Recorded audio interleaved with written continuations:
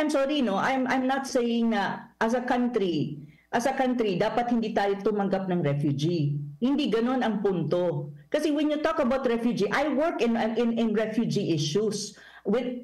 For 10 years, I was working on refugee issues. One of the issues that I worked for before, and I was based in different refugee camps. I had that experience, solid experience. Kaya naiintindihan ko kung ano ibig sabihin ng refugee. And I don't see these people na papasok sa Pilipinas as refugee per se. Really. So ang tanong ko ngayon, siguraduhin ng current government na talagang hindi yan i-deploy kung saan-saan, especially sa mga sensitive areas. Kasi yung mga background niyan, karamihan dyan, is not necessarily displaced people just because they were persecuted or victim of a conflict. Hindi eh. Mga mga tao na nagtrabaho before with the United States, na ang tingin nila kapag hindi sila umalis ng Afghanistan, mapoprosecute sila ng current government ng Afghanistan precisely because ang tingin sa kanila makapili nga sa konteksto ng Afghanistan. So they are asking the United States to go out of Afghanistan at pumunta sa United States. Kasi dapat lang naman, ginamit nila yung mga taong to, yung United States, dapat pangatawan nila mga yan. Pero wag na saan nilang dinadamay pa ang Pilipinas.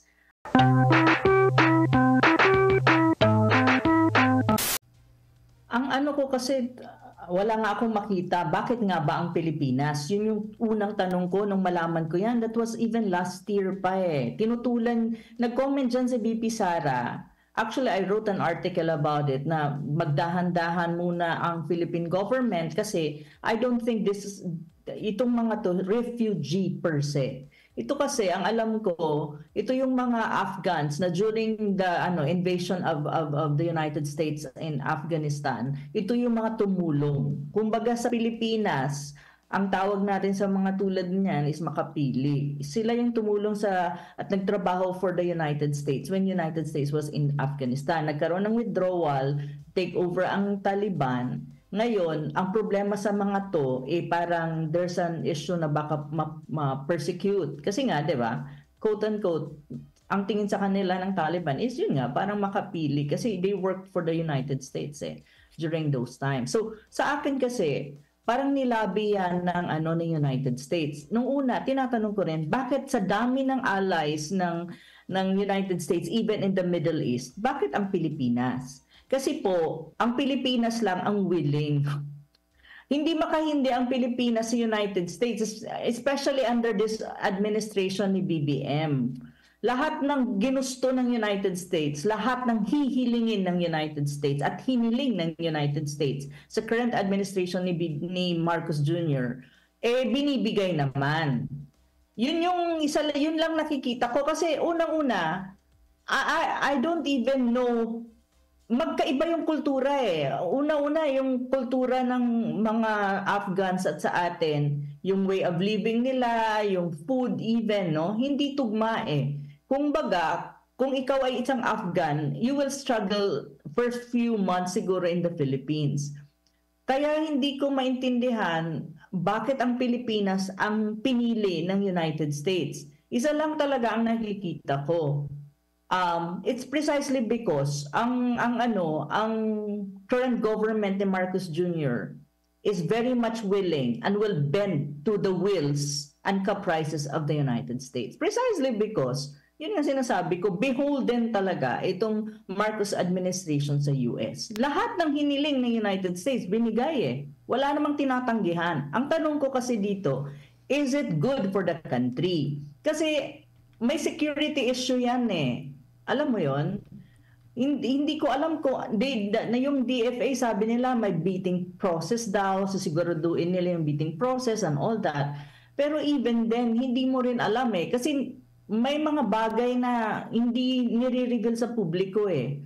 At hindi rin transparent yung proseso. O sometimes or even most of the time. Actually, itong Afghan issue na yan, approved na yan ni BBM, matagal na. Hindi lang nilabas sa publiko at hindi nila sinabi sa atin. Ngayon lang nila nilabas yan. Ang tanong ko nga, bakit delayed ang Kasi ang alam ko dyan, some people inform me, even way before, mga siguro 2 to 3 months ago, na inapprove na yan or 2 months ago, a month ago. Basta Alam ko na yan eh, na in-approve na yan ni BBM. Prof. Matagal na. Oh. So ngayon, bakit delay? May delay sa announcement in public. Tapos, ang problema dito is yung transparency. It has to be transparent. At alam mo, hindi 300 Afghans ang alam natin dyan is 50,000. Oh. Afghans. Parang ano na yan mga ilang bayan na yan, populasyon ng ilang bayan na yan dito sa Pilipinas.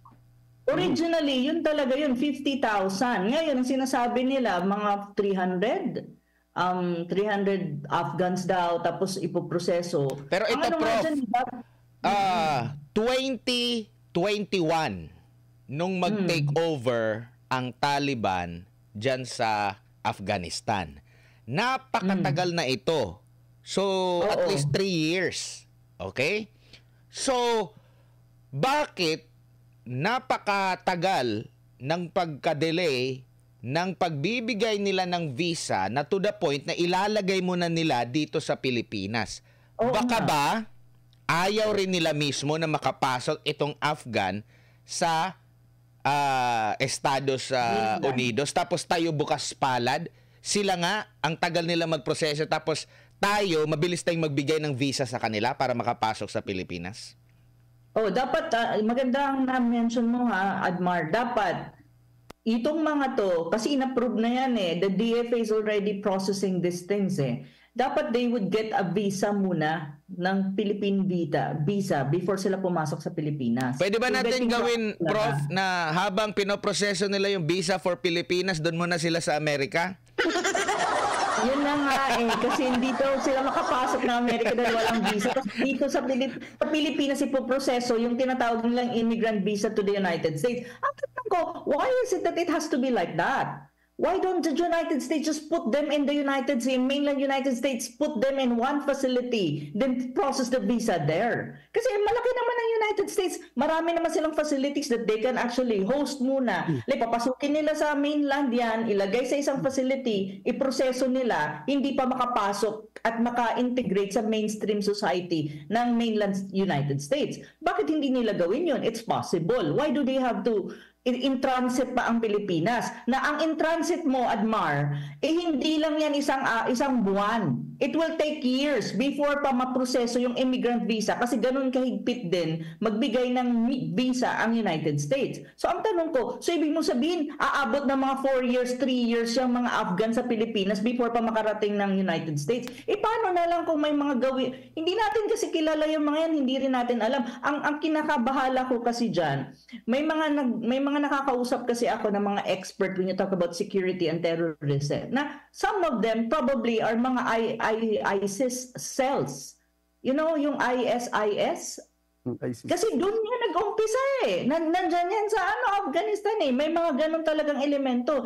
Sabi ko, nako, delikado yan. Hindi naman natin alam kung ano ba talaga ang mga ang profile ng mga papasok sa Pilipinas. Siguraduhin ba ng DFA na hindi sila mapapwersa ng United States? Kasi lahat naman pinipwersa sila ng United States. Ang tanong ko, and all of all, bakit Pilipinas? Ano ba ang meron sa Pilipinas at bakit sa atin?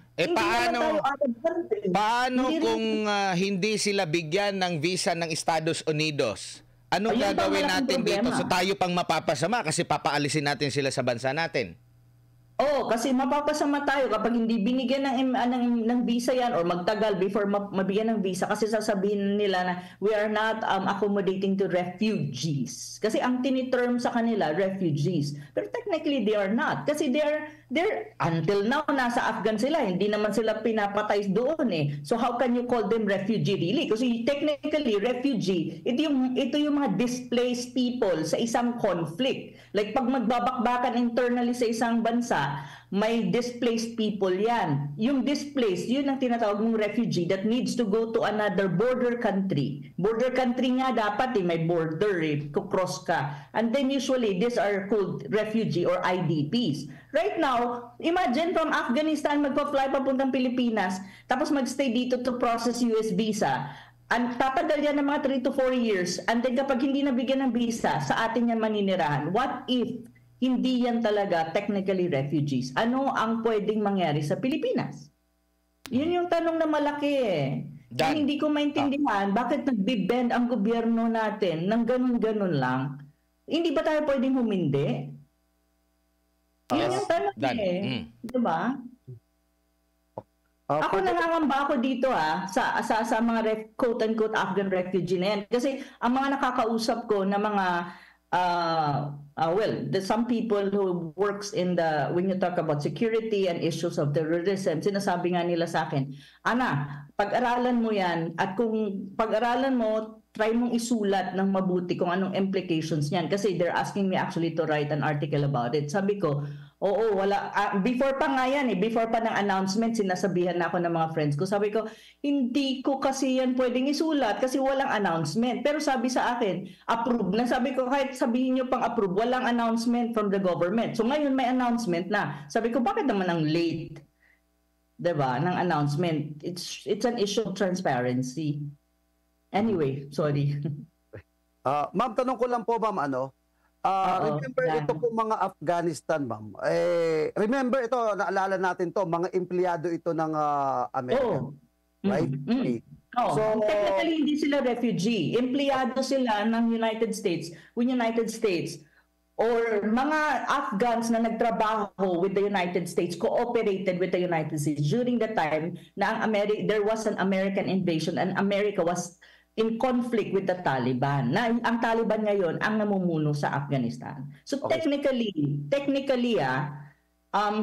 kung i-define mo ang refugee based on UNHCR, ay hindi ko alam kung paano mo sila i-classify as refugee kasi hindi naman talaga sila refugee per se. Empleyado sila. Okay. So ito lumalabas ngayon dito, ma'am, na tayo ang catch basin o babagsakan na to. Hindi kaya ito ay gagamitin dito sa EDCA sites? Magandang tanong yan. Kasi ito hindi ko sure kung confirm nga ba ang information na alam ko na sinabi din na napapag-usapan din ng mga security experts na, not necessarily in the Philippines, na sinasabi nga nila na i-deploy ata or yung lugar kung saan iha-house yung mga Afghan refugee is dyan sa Subic or somewhere in Luzon or Pampanga or going up.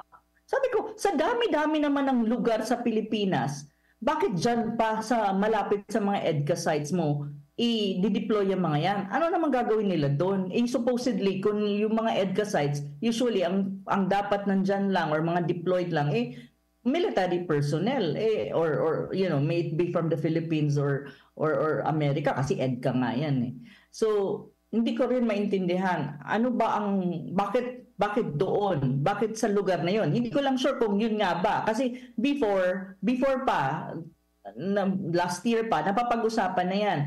Ang alam ko, ang mga sinasabi ng naririnig ko is yung deployment or yung kung lugar kung saan sila iha-house or ilalagay, doon nga sa may Subic or up north, going northern Luzon or Luzon area, going up. So Pampanga, Subic kasi nasa Pampanga and going up. So sabi ko, ito yung mga locations na alam natin may mga EDCA sites. So bakit doon? Yun ang unang tanong ko. Sabi ko parang hindi, di ba dapat kapag refugee, ilalagay mo yan sa isang gagawa ka ng isang area na kung saan diba sa lahat. border ng sa Amerika, pag may pumapasok at nahuhuli nila na tumatawid sa kanilang border, meron yan silang sa border control nila, meron silang parang encampment. Silang facility. Bakit hindi nila doon na lang ilagay muna? Kaya naman pala Yun na nga yun Kaya nga nila. Kaya sabi ko kanina, Admar, di ba? Bakit kailangan dumaan sa Pilipinas? When in fact, pwedeng dumiretso yan sa United States, sa mainland. Hindi papasukin muna na mag-i-integrate ka agad sa American society. But doon muna sila sa isang facility or encampment habang pinoproseso ang kanilang mga visa application para maging quote-unquote makasalamuha na sila at freely sila integrated sa US society. Kasi ganun So doon muna sila paprosesuhin mo. Pwede naman yun. They can do it. America, United States can do it. Pero bakit ang tanong, bakit ipapadaan mo sa Pilipinas? And then dito sa Pilipinas, may ipoproseso yung US visa nila before mo sila paliparin papuntang United States. Why is that? Bakit ganun? Napaka-impractical actually niyan. Diba? Pero ano ang reasons behind that? Kasi for me really, that's so impractical. At saka a lot of suspicion kung bakit ganun ang proseso. Hindi ko nga maintindihan Something is fishy about this. na ang winu-worry natin is it may have some kind of security implication, internal security implication sa Pilipinas. Ang sabi naman ng DFA, mayroon daw bidding process, talaga daw siguraduhin nila na everything is okay, blah blah blah. I don't know.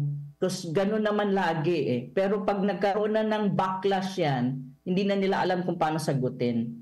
Kung may mga implications na nangyayari na yung mga bagay-bagay.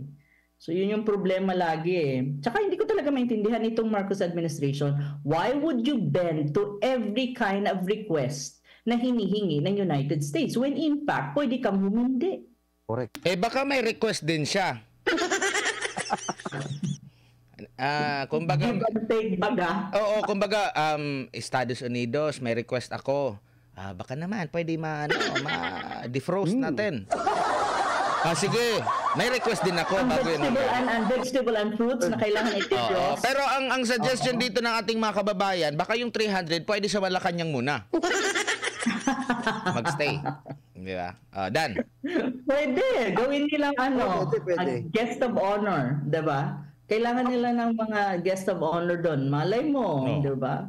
Oo. Ma'am, nabanggit nyo kanina, kasi meron tayong before pa na natanggap before pa mga Afghanistan, meron tayong mga Vietnamese na pinapasok dito, which is, nilagyan lang sila na isang lugar, which is Morong Bataan and Palawan. Oh. Remember yun, talagang wala pang usapin doon, talagang nakasave sila doon. Talagang refugees yung mga yon. Refugee yun kasi conflict yun May conflict between North and South Vietnam and these are displaced people na yung life nila threatened and the conflict is ongoing. Pero ma'am, ito kasi dito tayo pumapasok kasi dito ma'am. Actually, itong topic na to, tinapik ko na to sa akin sa live ko Ito yung sinasabi natin, empleyado sila ng Amerikano, ng mga base militar doon sa Afghan. Dadalhin dito, coincidence lang na meron ding mga EDCA sites dito na kapag hindi na aproban yung mga visa nila, walang trabaho dito mga to, tambay lang dito sa Pilipinas. Mamamali mo sila dito, walang kakainin. Hindi kaya possible na ipasok doon sa mga EDCA sites since empleyado ng Amerika. Yun na nga siguro, ang tingin ko nga dyan, Dan, yun nga ata yung dyan yun nga talaga ang hidden agenda. May hidden agenda yan. I don't believe na wala. May hidden agenda yan. Hindi pa natin nakikita ngayon kasi syempre very opaque Walang transparency So feeling ko there's a hidden agenda. Ang tanong ko nga dito, unang-una, kung hindi ma-approve ang mga visa niyan papuntang United States, anong gagawin ng gobyerno natin? Pangalawa, sinasabi ng United States na they will be financing food and everything dun sa stay nila. Ang tanong, okay, until when? Malinaw ba yung financing ng United States? How much ba per person yan? Kasi walang information na lumalabas Yung mga ganun ba? At pangatlo, dapat siguraduhin ng Philippine government that these Afghans, quote-unquote, na papapuntahin mo na refugee, hindi i-deploy dun sa mga EDCA sites. Kasi ang EDCA sites is within the military bases ng Pilipinas. Dapat malinaw yan. Kasi may trabahante na mga yun ng United States yan during the war in Afghanistan. And many of them were working on military and security issues. Do you really think these people are innocent? These Afghans are innocent? I'm sorry, I'm not saying na as a country, dapat hindi tayo tumanggap ng refugee. Hindi ganon ang punto. Kasi when you talk about refugee, I work in refugee issues.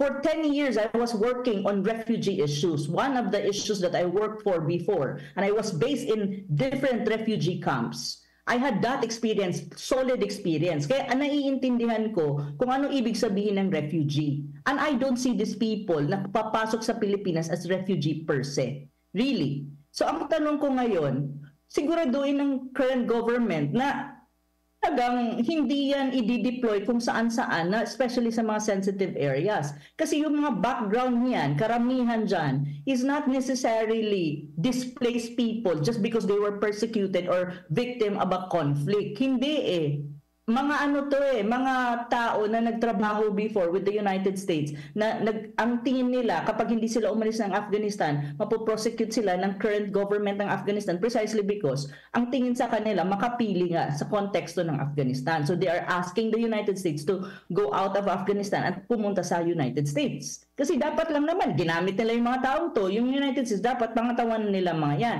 Pero wag na saan nilang dinadamay pa ang Pilipinas. Ang problema kasi ng United States, gumawa-gawa sila ng kalokohan dyan sa Afghanistan. Tapos ngayon, they need to clean up their mess. Pati Pilipinas, dinadamay nila sa mess nila. Tayo naman, hindi ko maintindihan yung current government, bakit nagpapagamit ka at nagpapadamay ka naman sa hindi mo naman problema. Kasi ang issue ng refugee, we need to be very careful. Kasi ang issue ng refugee, may cost yan sa host country tulad ng Pilipinas. Hindi lang yan usapin ng pera at financing. Usapin din yan kung ano yung impact ng mga yan doon mismo sa society natin. Kasi magkaiba yung kultura. They may create problems for our own society. Like for example, magkakaroon ng gitgitan between Filipinos and them kasi hindi magkatugma Maraming problema ang refugee na kapag ang host country na ang pinag-uusapan. Hindi lang yan usapin ng usapin ng pera. And even then, hindi ko rin alam kung hanggang saan ang pondo na ibibigay ng United States para alagaan at sa pagkain, lahat ng gagastusin mo para sa mga refugees na yan. And how long it will be. Kasi ang pagpuproseso ng mga US visa, especially immigrant visa, hindi ganun kadali. Hindi yung ganun kadali na in 1 month, you will be able to get it.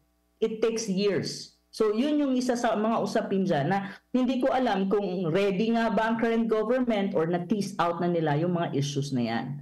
I'm not kidding. I worked for this kind of issue when I was based in Thailand for 10 years.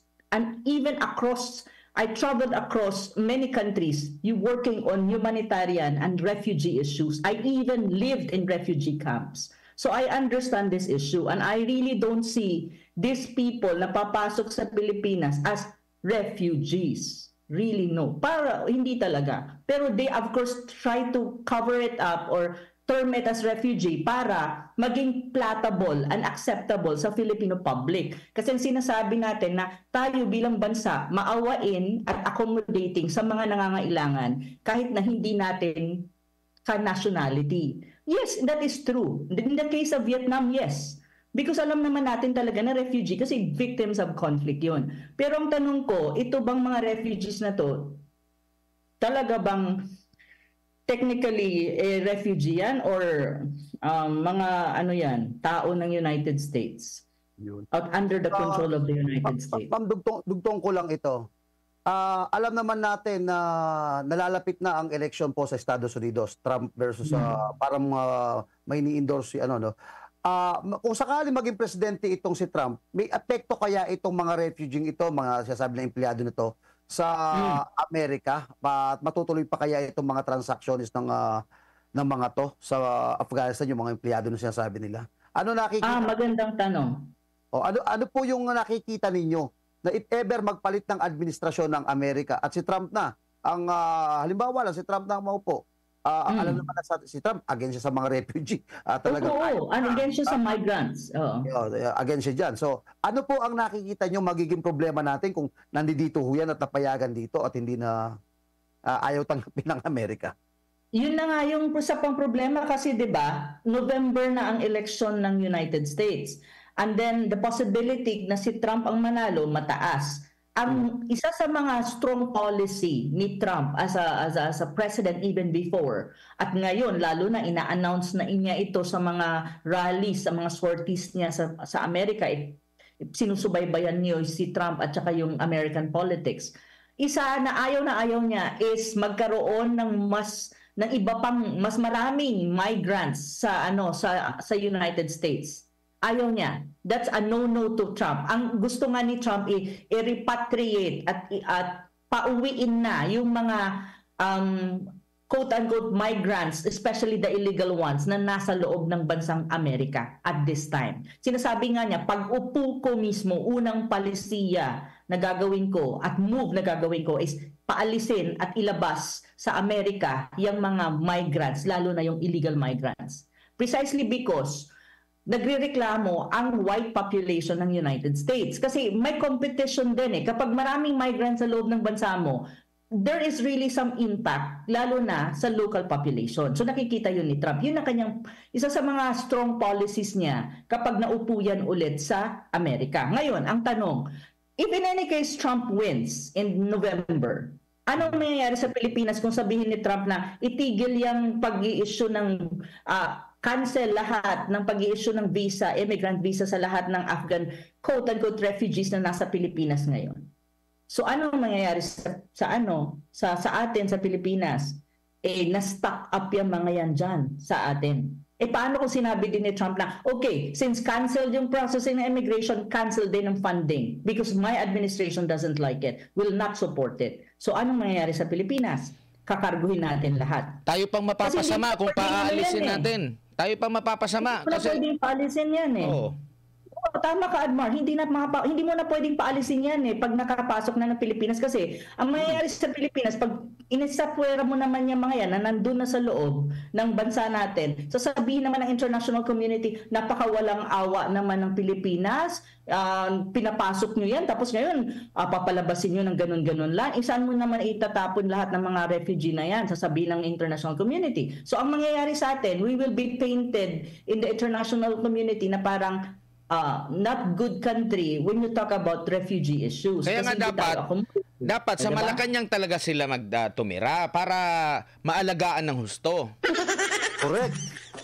Dapat kasi mas marami nang makakain doon overflowing daw yung food doon Partner, dali na lang sa Batac, Ilocos Norte. Maluwang-luwang naman yung marami naman lupa doon sa Batak. Wag na doon na sa Malacanang. Wag na masyado malay. Nagpo-proseso ang Malacanang, malapit-lapit lang din yata yan sa Philippine Embassy lang. Manila di ba? So doon na lang. Malapit din yan sa US Embassy kasi Manila din, diba? Manila Bay. Oo, yun nga. So diyan na lang. Pero ito po Prof, sa tingin mo needed pa ba ng approval yan mula sa taong bayan, mula sa Kongreso? Ang kasi diyan inapprove niya ang presidente, inapprove siya Ang pinaka-highest authority kasi when you talk about these things is ang Pilipinas. Hindi naman kasi siya treaty. It's not really a treaty right now. So hindi siya dadaan ng Senado. So kumbaga, kung ang pangulo natin ay gusto na maraming mga banyaga dito na mga okay lang kahit na tutol yung taong bayan?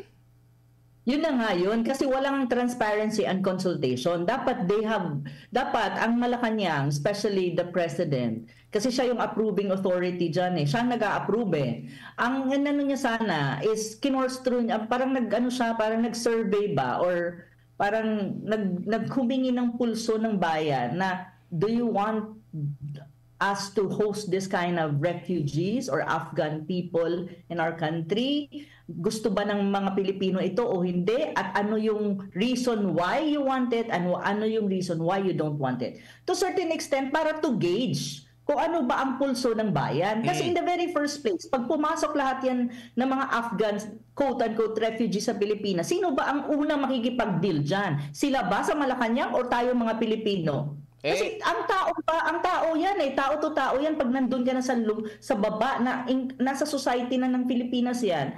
Ang tao naman ang makikipag-deal dyan Hindi naman sila na nasa Malacanang Prof, or sa mga senador diba? Ang alam ko lang sa mga tinatanong ng nabanggit mo na do you want, iba Iba yung mga tinatanong ng do you want Iba yung mga parang may ako dyan, may naalala ako yun dyan. Nga, hindi tinanong ang Pilipinas na do you want, mga Pilipino na okay ba sa ating ganito? Iba kasi yung mga ganong tanungan, iba yung nun Iba yung tinanong, iba kasi ang subject ang inaalok kasi noon. Pag ganong subject, mas matatanong yan. Pero ang info... pero ang sagot, Admar, take note, huwag mong kalilimutan, di ba sabi, do you want? Anong sagot? No, Okay. I don't do that. So, malay mo ang mga Pilipino sasabihin nila, no, we don't want that. Yun nga, O, dapat diba? ganon itanong sa Pilipino. 'Di ba? Kaya nga, diba? Pero Bakit meron ganun? akong impormasyon dito, Prof. May lakad pa raw kayo kaya kailangan na nang magpaalam. Oo, may lakad ako ng ano. Oo.